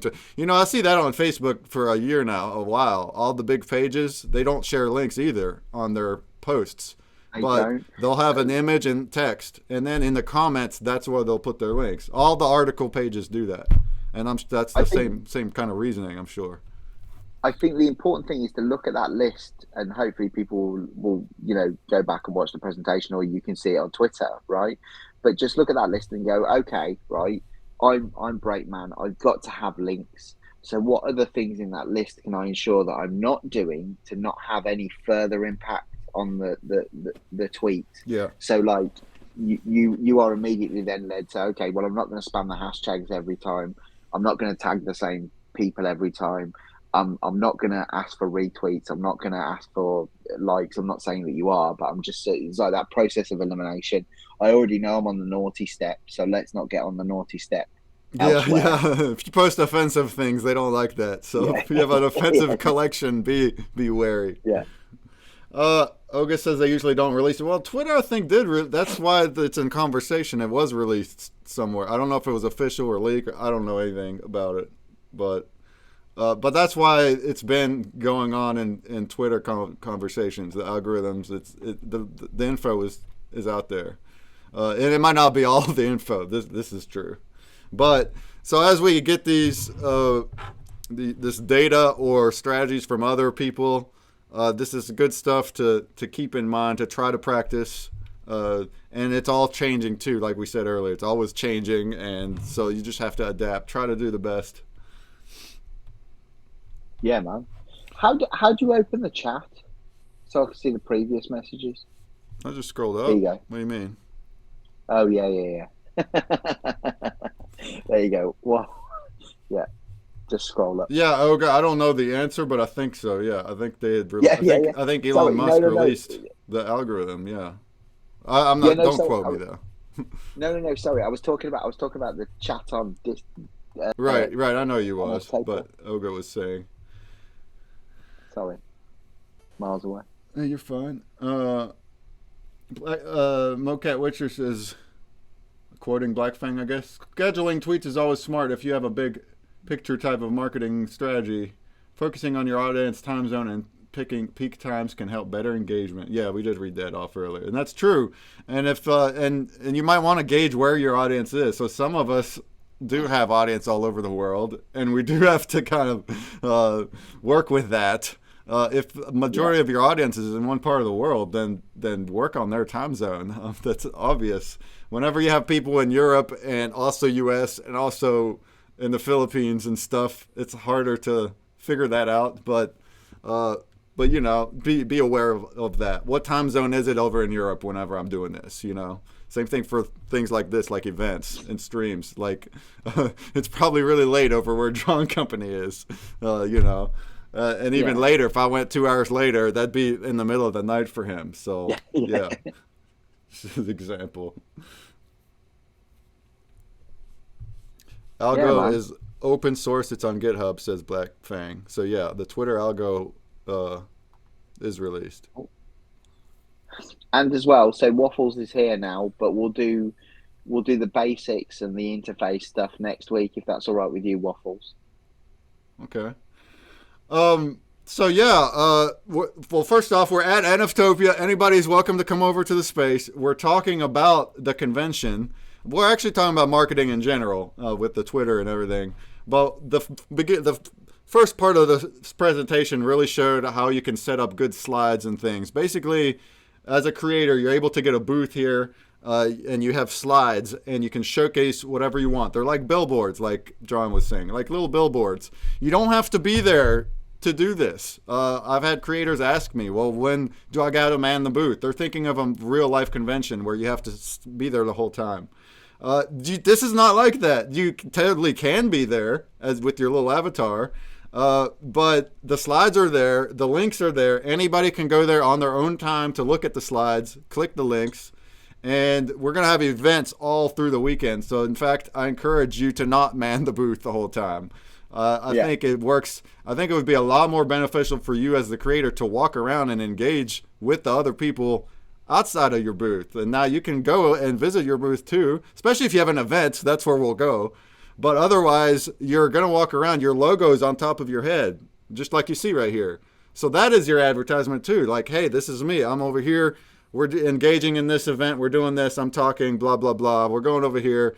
And then you're also offering things in your booth as well for people to go to. And in fact, we're going to try, again, this is all just testing, but if we figure these Nouveau points badges stuff out better and get it streamlined and everything, we're going to have a custom link for every booth. So every booth will actually have some incentive for people to go there to earn some points. So that'll be a nice little incentive for them to do that, and an opportunity for you to showcase your stuff right there without you being there. So you could be asleep, you know, you don't have to be there. But the more that you are there at the convention in general, not necessarily at your booth, but in general, with the logo on top of your head and you interacting with others, they're going to get familiar with you as the creator. And that's what's really builds the community the best, is them seeing the founders. I mean, whether it's in a convention or whether it's in your Discord or on streams, whatever, they want to see the engaging founders themselves being part of the community. And if you're too busy, then you at least have helpers or mods that are doing similar. So if you're not engaged and if you're not being part of your community and you're just over here and you're not acknowledging anything, you're not going to grow the community nearly as well. And that's especially for Wax. Wax is so community oriented that you're going to want to. Not only that, it's going to improve your collection, because big time, like we said last week, you're listening to that feedback from them to improve. They're going to tell you what they want and their ideas, and you're sourcing the ideas from them. And in fact, last week, Ham Crusher from Skunky Chunks was here, and he said they have a dedicated channel in their server for ideas, and that's what has made their collection so powerful. Is it's not sourced from his own head. It started that way, but now it's like there's so many ideas coming from the community. Some are, like he said, a lot of them are no good. Some of them are diamonds, but they're all in there, and the community works together. They're voting, and then they can see the owner, you, the creator, can see what your community wants, and you can build off of that. And this convention is just tenfold for that. So you can be in here and you can be in voice and showcasing all these things, and it's just all about that.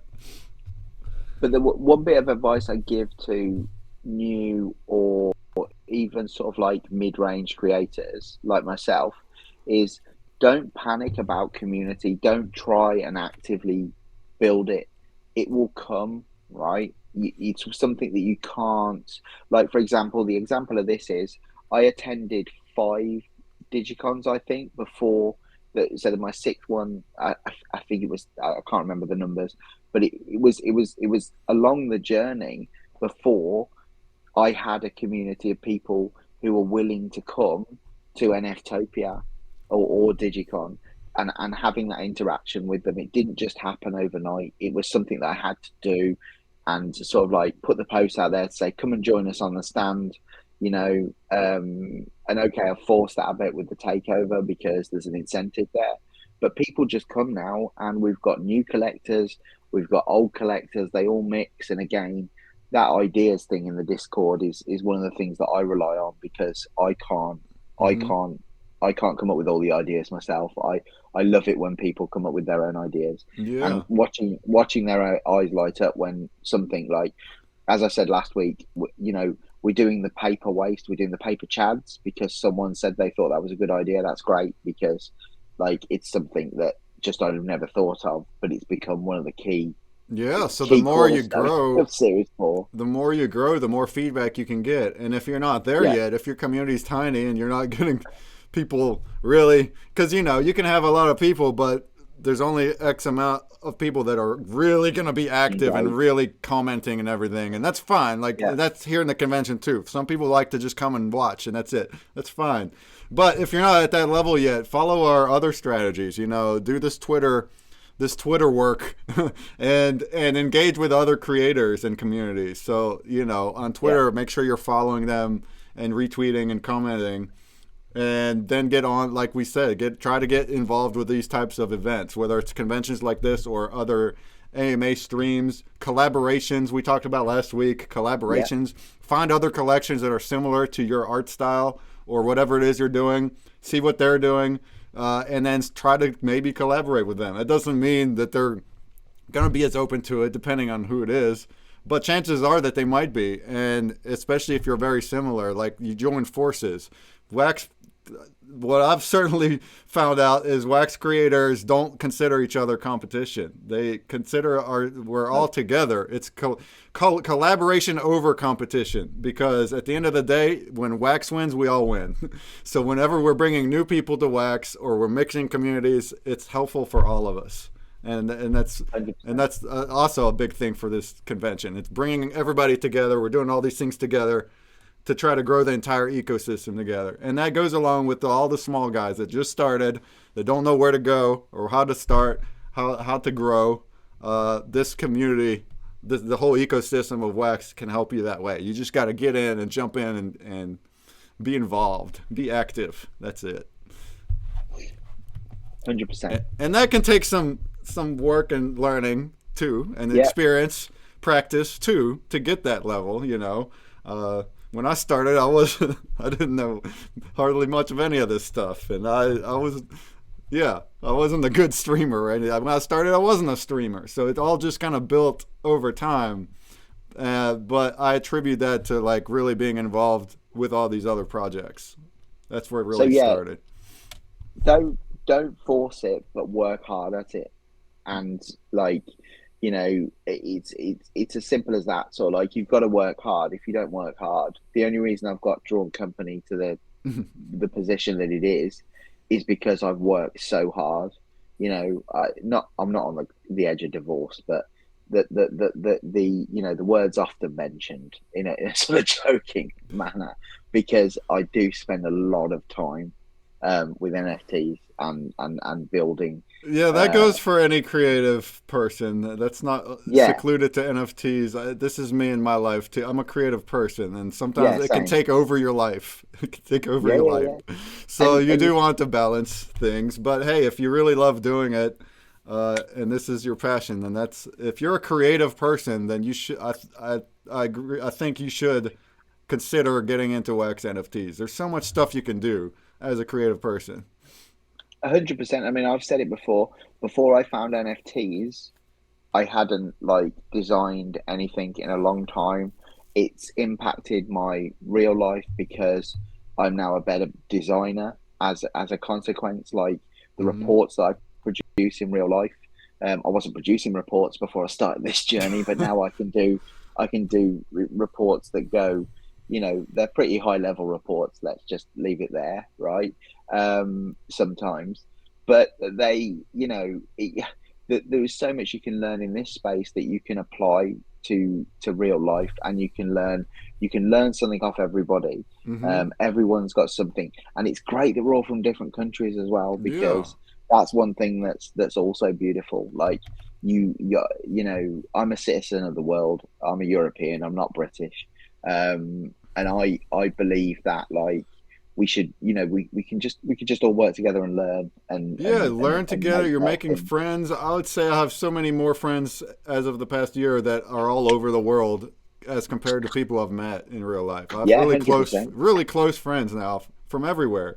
And not only that, but networking. Like, this is such a great way to network uh, for people that can help you with different things. So, are you not an artist, but you are creative? Maybe you can find an artist that'll work with you. Same thing with a developer. Maybe it's not that Yeah. advanced. Maybe it's something smaller. Um, but without going into specific examples like that I've met people here in this space that have helped me in different ways and will continue to. And that's because of just meeting them and networking and being a Yeah, part of yeah, it. yeah. We're like minded. We're like minded people here. So We're 100% yeah. like-minded, and that's great. Yeah, I love the wax space, and I strongly believe that everybody who's here now in this space, eventually we might not be on wax, but we've got such a pool of creativity Oh that we yeah. might be doing something completely different in 5 or 10 years' time. But I think we'll be doing something together, because we're on some crazy ride that we've just started, Mm-hmm. Mm-hmm. and it's not going to slow down, and you can't get off. All right, man. If you're not artistic, now you can also use AI to create the NFT artwork. You Yeah, could. You should you could. wish. That could be a hot topic for some people, Yeah, but especially then people do it, especially if it's not just straight up a prompt to mint. A lot of times creators are it's helping them with their art, so yeah, it man. might start something, but then now they're going to manipulate that and do different things with it. I think it's a great thing. It's just uh, people think differently about it because actual non AI art, it requires a lot of time and effort and talent. And some people think AI doesn't, but regardless, yeah, it's there. And Elmodan is a project founder, creator, artist, community manager, all at the same time. Yeah, like me, huh? Yeah. Well, now I work with an artist, so there you go. I work with an artist. But yeah, a lot of times creators, we're bootstrapped. A lot of times we're not making money, or we're not making a living off it. So we do have a second job, the job that pays the bills, and this is all extra. And that is a hurdle, especially if you have family or other things going on in life. This is a big hurdle whenever you want to put in a lot of time and effort into being creative, but you have to go do these other things. But that's part of the passion, that's part of working toward that dream. One day, maybe you can make a living off of it, and then you're living your dream. So, but we're all here to help, and also don't feel like you have to do everything. We said that last week. Don't feel like you have to do everything all at once. Take it one step at a time. And I think you're muted there, John. It's important to say there are people who just want to be on wax as a hobby, right? You don't need to go full in on what we're talking about to still have a good time and make connections. Mm-hmm. It will take you longer to do that, right? But I think if you're, there's no shame in just being here to have fun and produce Oh yeah, I artwork agree and with that build completely over too. time.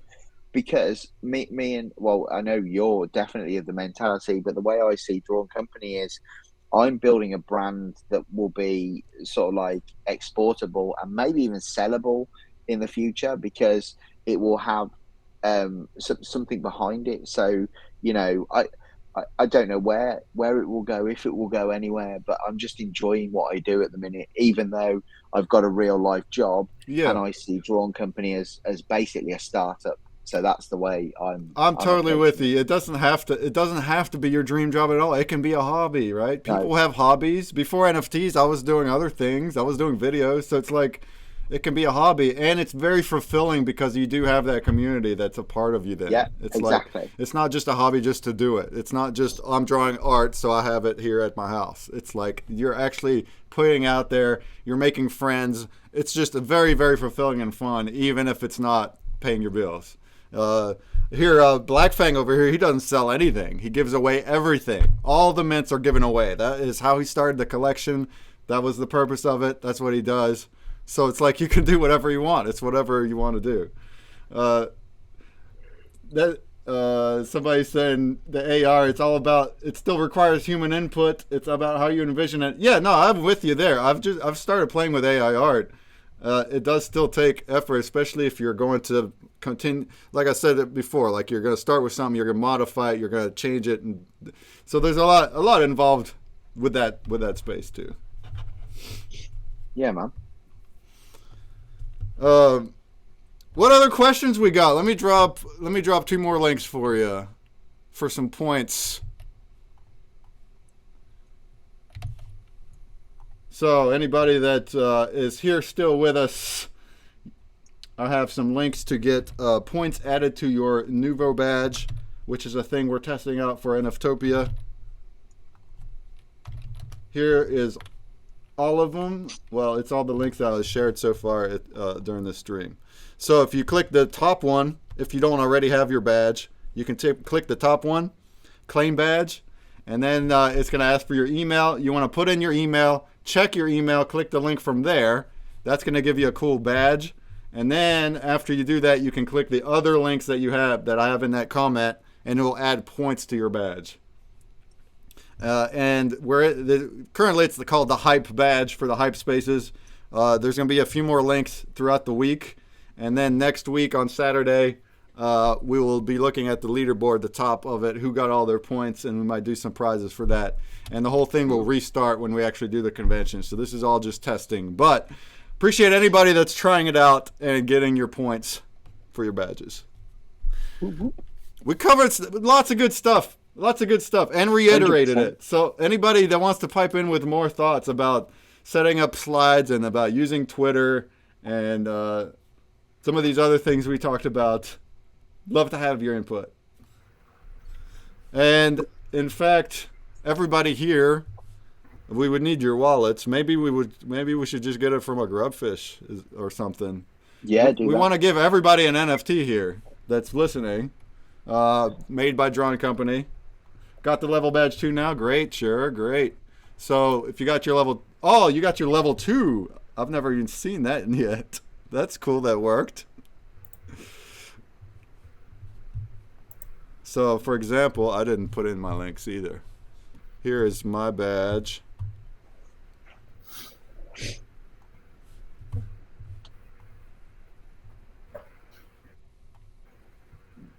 Hello. How are you all doing? Hey! Hello. How's it going, Nomadan? Great.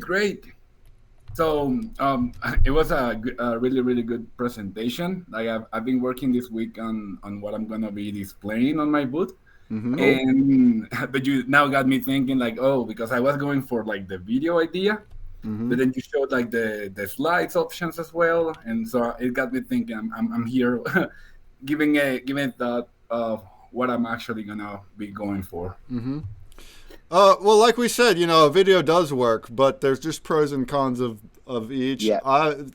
Since being at Digicon, not as much as Drawn Company, but I got really involved in November, and then of course January. I'm seeing more booths using the images, and someone like he was saying, some slides are not really that good. Others are brilliant. So Yeah. it does offer you those few pros. You have multiple things that people can look at and just fixate on instead of a video. They can fixate on it, and then you can have links on it. So it depends. If you're trying to share drops or links and things that you want people to click on and go to, maybe you want to showcase those on a slide. But if you have like a really nice polished promo video, and you're only promoting like one main thing, then maybe a video would be the way. So it kind of depends. Yeah, that's most likely what I'm gonna be going for. Like, it will be great that you said that it's not something that's gonna be implemented soon to have like the thumbnail. Preview. Yeah. Yeah. I mean, I'm going to be going for a video this time, but that's really only because, I mean, I'm up against the cosh because I've got 7 days to get ready because I'm going on holiday, right? But I still think that basically what I'm doing is I'm creating an NFTOPIA video, but that's part of the trailers that I'm creating. So I'm not really creating a stand specific video. I'll just be smashing videos together and making something different in this instance. So I've got like a win-win there, what I was talking about earlier. I'm using it for different purposes. I had successful digicons by using slides. It's just that I prefer to go for video now. Well, you have some epic trailers though, so it also makes some sense. But I also I never even considered, even though I knew that there was no preview until you actually said it. There's no preview. Oh yeah, there's no preview because that is a massive minus. I'm gonna bring that up. Maybe they can fix that up for next time because it should be. So basically, whenever you upload a video, unless you go to the booth itself, click on it to start watching, you don't see a thumbnail on the slot on the booth. All you see is a play button. So when people are walking by your booth, they don't actually see anything other than the play button. But if you have image slides, then your first slide will be there showing as they walk by. So you can have something really nice and eye-catching there. And I think that's a lot better. But maybe we can change that up if we can get Inverse to look at that one and be able to upload a thumbnail for the video. I think that would be a good thing. If you do get a large booth, you're able to show both separately, two slide things. Maybe on next one. But yeah, the large booth is a much bigger deal. It's really meant for large collections. I just ask yourself the simple question, right? I use video because I want sound, right? And I have voiceover work, right? Yeah, that's good stuff. Yeah. That is the crux of it. But if I didn't have that, after what I've learned today, I'd have probably been doing slides. So just ask yourself with your presentation, how far down the line are you with video? And do you actually need a video? If it's just that you've got music on your video and it's not going to really impact, then get the bonus of doing the slides and having the slide that people can see when they walk into the room. So yeah, it definitely falls and against, and no consensus. Not even the guy who's doing a video is 100% on doing a video, if you know what I mean. Yeah, it's just I'm doing the video because of that one reason. I need the sound in there. Without the sound, my presentation falls apart. Yeah, and that makes sense. So it just depends on what you have to showcase. Yeah. Hey, got some questions about these badges. We do have 2 badges. So the old badge was from last week, and it had 23 points on it. Mine says 31 because I had an extra link. And then the new badge, which was given out this past Thursday and also today, that'll be the second one. And you're putting points on that one. And I also leveled up, so that's cool. I don't know what the amount is. I guess it could be like 70 or something. Or no, not 70, but like 40. So there you go. We also have a leaderboard. Let's see what we got. Anybody got more questions for the school, for the presenter himself, Mr. Funny NFT guy, and also Black Fang in here, who had a lot of really good stuff too. Any other creators in here, if you want to input anything? How's your tweeting been going? Have you seen change in your engagement in the past months on Twitter? Share it with us. I definitely have, but I think the most important thing is if you haven't got a question, tell us we're wrong, right? Because Yeah, that you too. know, as we said to you at the start, I, you know, I'm telling you what works for me. If there's something that I've said and you completely disagree with it, let's have the conversation about it because it's good to hear other people's views. And every day's a school day. Mm-hmm. Absolutely.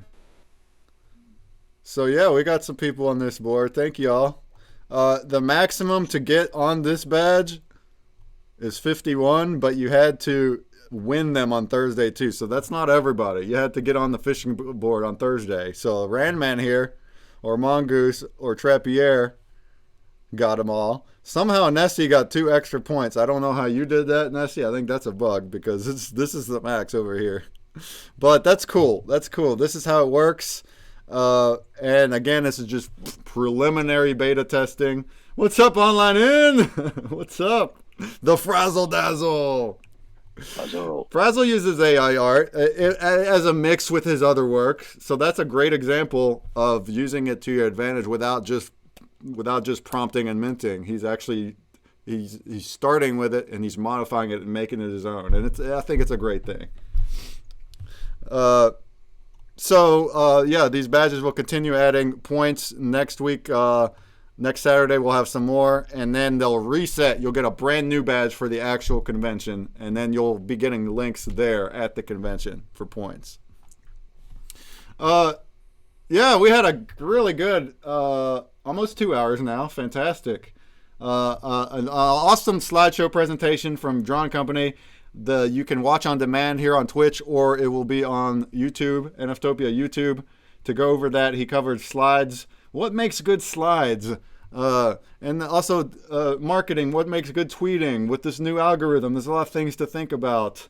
And then also he discussed some promos leading up to drops, which is a great thing, which we also talked about last week, where if you have some kind of drop or something upcoming, an event, you want to have promo drops as advertisements leading up to it, whatever it may be, hyping people up while also being able to like trade those around and add utility to those.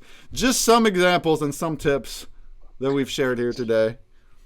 And also, of course, using the convention. So if any creator out there wants to represent, get with us, get yourself a booth. The official AMA Hype Stream events, they are all booked up. They're actually booked up quite quick. We still welcome anybody to create their own events, even if they're not on my Hype Stream schedule. You can still just do it at a time that I'm doing it. The convention is open. It's a big space. People will go wherever they want. So not everyone's going to be over at my event the whole time, So, make events. Do something at your booth. Invite your community. Do giveaways. Do whatever you want. But then also next time for next convention, maybe if you signed up early, then you can also get on the main hype event schedule and get that much more exposure. But it's all about what you guys want to do, and we just want to invite everyone and have just an epic time that celebrates everybody together.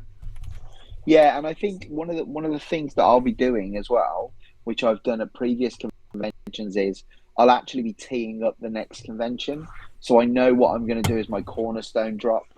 Next time. I can't tell you. You'll have to visit my stand because I think it's pretty exciting. I only do AAAs at NFTOPIA now because of the increased exposure, even though it's congested. So even if you haven't got a clear plan of what you want to do next time, maybe it's just about saying in your presentation, we'll see you next time because we'll have more stuff on offer. Because people like that, they like to see consistency. They like to think, oh, this guy's not going anywhere, or girl. They'll be back next time. And it's just giving them that reassurance that something else is in the pipeline. Yeah, very good stuff. Falling Fraz up in the rafters. Yeah, Online N likes to do some parkour, and in fact, we're going to make that an official... That's his official event. Online N Frazzle is going to lead us at parkour at the end of Sunday, right before the fishing pond. I think we'll probably do that at every convention because it's fun. And not only that, but if you do follow him, which of course we'll be streaming, so you can just watch us do it too. But he's going to show us how to walk, like get up onto the rafters, all these different high places in the space, working together, which I think is hilarious. You have to get in a big group and jump on top of each other to get like kind of like World War Z zombies. Just get up on there. And in doing so, you will get a badge for being the parkour a first-class tresseur. And Online N is designing that art as well. So there you go. Fun tidbits. Listen, Breakman, I've got to drop out, man, because I'm about to fall over. No problem. Black Fang heading to bed. Speak with y'all later. Thank you. Thank you all. Anybody has to leave. Yeah, I'm going to play one Grubfish game. So that's going to, let's just roll with that. Whoever enters the Grubfish will be getting a free NFT, and I'll get you the wallet list that way. That'll work. And I'll see you guys later. Yeah, it's been a pleasure having you. We'll see you again next week. Love it. Can't wait. See you later. Bye. Bye. Next week, probably be the same time, but maybe might not be. We'll see. So stay tuned. We'll be back again in 1 week. If everybody wants to join the Grubfish X Month Play in Your Wallet, not only will I be giving prizes to the grubbers, but everybody that joins here, this is going to capture your wallet. All right. Everybody that joins with your wallet will be getting an airdropped the NFTOPIA school badge that Drawn Company has put together, but it will come from the actual NFTOPIA collection. That's what he wanted. So that'll be cool. That'll be cool. I'm also going to share right now the last link to get points. This one will be for 10 points. So actually, I'm going to share all of them at once. Well, let's wait for y'all to join a little bit. The people in here in the metaverse space, thank y'all for coming in. I'm sure you figured it out by now that you have to mute the Twitch, but I think y'all have been here before because I have the Twitch like running in the bottom right to kind of help the double screen experience. But to not hear the echo, you'll have to mute that one. Anybody else? We're gonna wrap this up after this Grubfish, so you don't have to come in. But it was great. It was a lot of info covered. You can watch the on-demand version.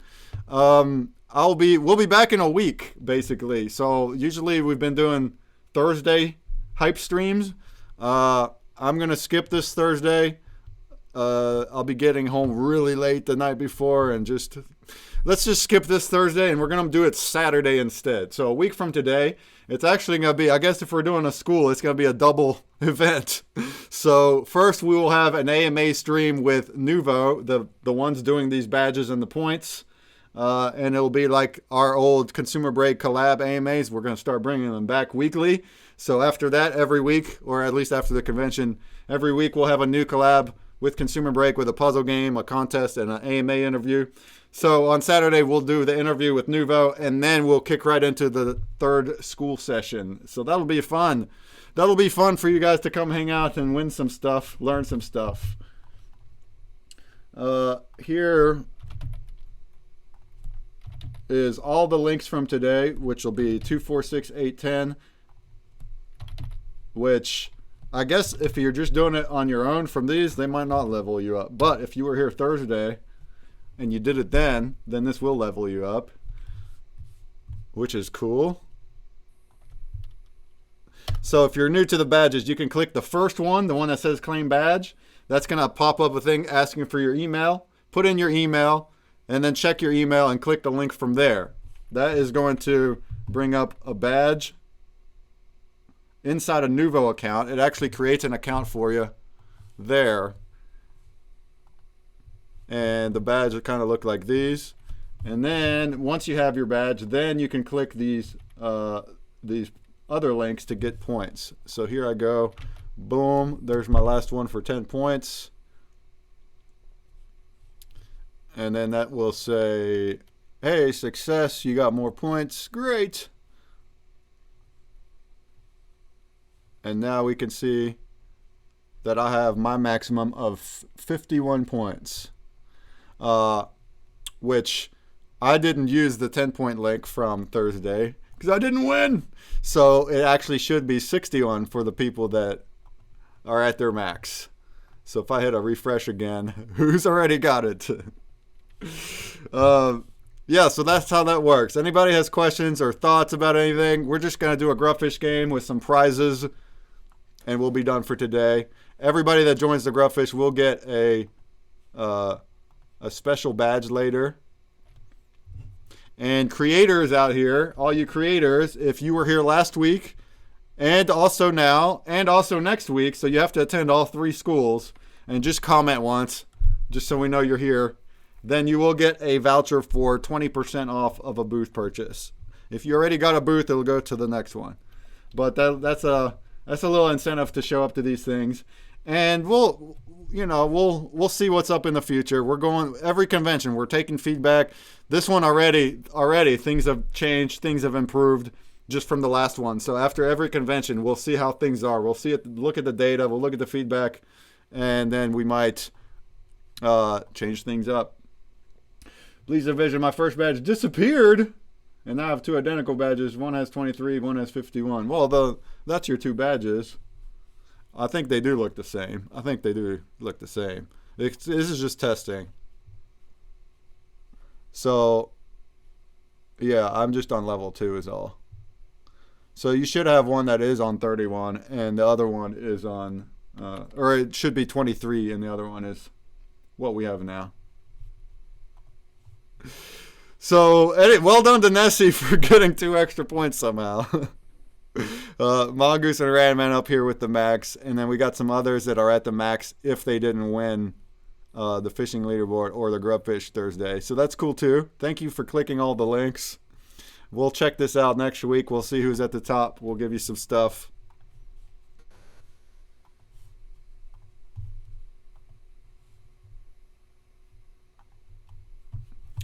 All right, let's take a look at this grubber. 26 people in here are going to get their school badge. Hop into the Twitch, put ! play and your wallet to be included. In addition to the badge, though, let's go ahead and give you some rare NFTOPIA pins. Any other creators in the house want to donate something? Right now would be the time to do it. Otherwise, we'll just roll with some pins.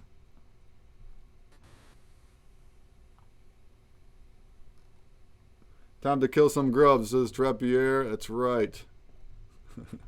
Some pins and some promo packs from Consumer Break. Any other creators, just holla. Right now, holla. And we can add them on.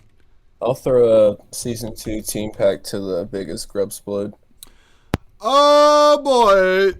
Biggest explode gets a NFT draft. A what now? Season 1 pack? What was it? Season 2 team pack. Season 2 team pack. Oh. Nessie says you'll donate 3 promo packs. All right. Give it to 5, 10, 15. All right. All right. That's the OG Penguin collection. Fantastic. Icebreakers OG. Penguins OG. Nice. Nice. NFT draft is a American football fantasy football collection, which we will also learn more about at the convention. They got a booth, but that's a nice collection for you to check out as well. All right, so we're looking at first place gets a rare. Let's do first and second. Gets a rare pin from NFTOPIA. 5, 10, 15 gets a Nessie promo pack. Biggest exploder gets NFT draft pack. All right. And everybody will get a NFTOPIA school badge, which will be from NFTOPIA collection. Not right away, but at some point before long, you'll get it. But you'll have to join the grub because this is the way I have the wallets, and I don't want to go and chase people down from comments. So this is the last call to get the badge. You're going to want to do that. ! Play in your wallet in the Twitch. If you're here inside the space and you haven't done it yet, get on the Twitch. It's here at the right. It's pinned over here at the right. Get in the Twitch and hit it. There we go. Fiore went in there. There you go. All right. All right. Everybody click your points. There they are again in the Twitch. And there they are here. So make sure to click your points too. 28 people in here. I guess we're going to settle it with that. All of you are going to get your badge. And we're about to find out who gets the other prizes.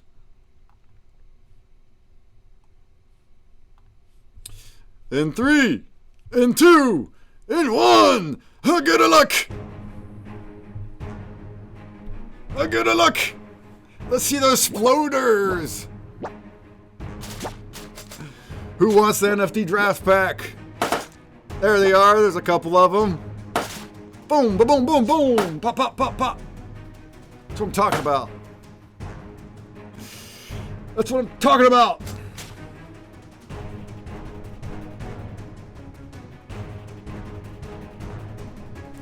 Well, it was another great session, everybody.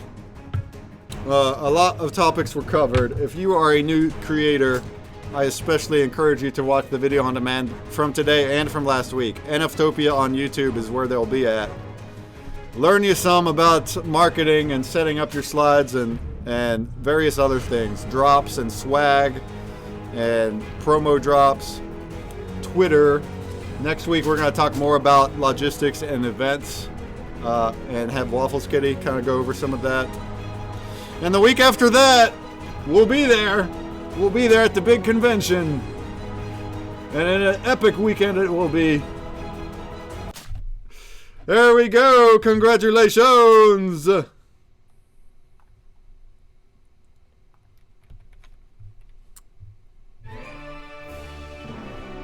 Oh, congratulations. Everybody on the list. We'll get an NFTOPIA school badge later. Nomadan in first place gets a rare pin. My Druja in second place gets a rare pin from NFTOPIA. The Penguins OG promo pack will go to Funconomy in 5th. Chur in 10th. NF Team in 15th. Congrats. And then we got a nice... Ooh, looks like Nessie over here, huh? Nessie Icebreakers with the 4 kills. The 4 grub murders. You will get the Season 2 team pack from NFT Draft. Fantastic. Thank you all for joining.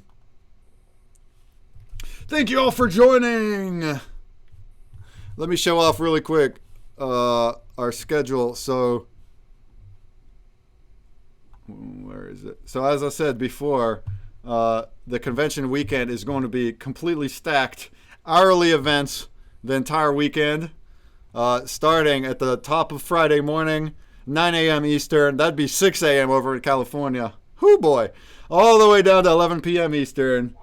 Every hour we'll have a separate takeover event, as Drawing Company was calling them, a takeover event, or some kind of AMA, or playing games, giveaways. Every one of them will have a bounty block with giveaways, so all you have to do is show up. I'll give you the link. I'll be drawing the winners at the end of every event. And then we'll just raid from one to the next. So whenever one of them ends, we're going to teleport over to the next booth. We'll continue going. The Twitches, if the Twitch channel changes, it will raid over to the next one. That's going to happen all weekend long. But if you are a creator and you have a booth and you do still want to have an event, please still do it. We welcome it. And let us know when it will be, what the details are. We'll put it on the schedule in the space. So whenever it happens, people will still see that notification.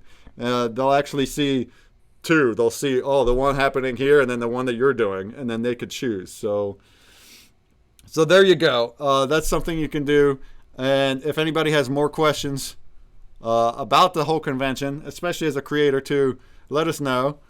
We are going to try to provide incentive for people to check out your booth on their own time using these points links.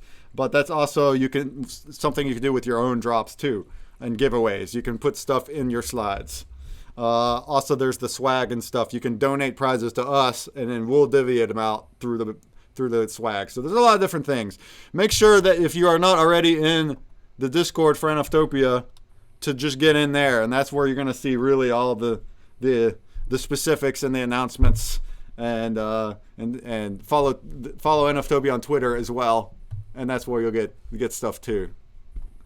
All right, so with that, I'm gonna find somebody to raid. It's been fun. I will be back in 1 week. We all will. Hopefully, everybody come back in 1 week. We'll be posting the time later, but I think that our AMA event will be kind of the morning, or at least noon Eastern. So it'll be a little earlier than now, but then right after that, we'll go and kick off the school. So whatever time it'll end up being, we'll announce it, and it'll be both of them on Saturday.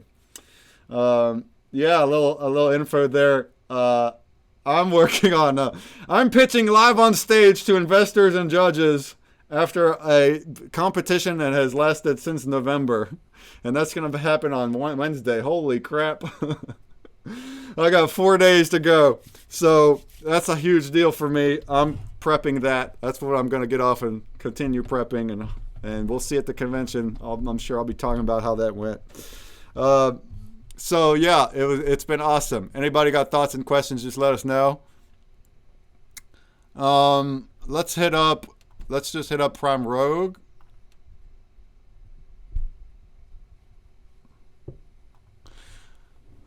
Prime Rogue is on. He's also going to be exhibiting. Combine these pieces of wood for a natural composition.